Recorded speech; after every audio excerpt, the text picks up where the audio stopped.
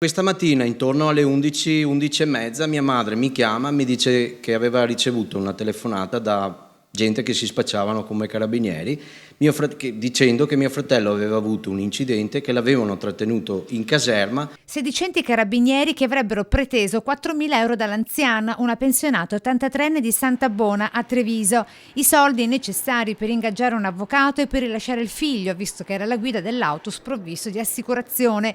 Così, sempre al telefono, avvisando l'anziana che di lì a breve avrebbe ricevuto a casa la visita di un carabiniere dello stesso legale. Poi hanno detto suo figlio ci ha anche riferito alla seconda telefonata, perché sono state due le telefonate, che lei ha anche dei preziosi in casa. Attenzione, è la truffa dei finti incidenti stradali segnalati da finti carabinieri. Nel mirino dei raggiri telefonici gli anziani, in precedenza pedinati dai truffatori per carpirne abitudini e informazioni di familiari e parenti. Ho chiamato immediatamente mio fratello dicendogli: ma cosa è successo? Niente, io sono qua in ufficio tranquillamente, lui lavora a Mestre, e a quel punto ho capito subito che c'era un tentativo di truffare la mamma.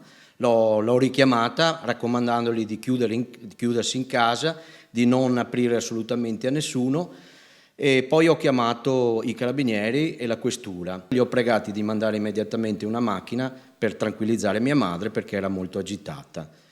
A quel punto la questura è intervenuta, è andata a casa della mamma, io ero fuori Treviso e ho seguito la vicenda tutta al telefono.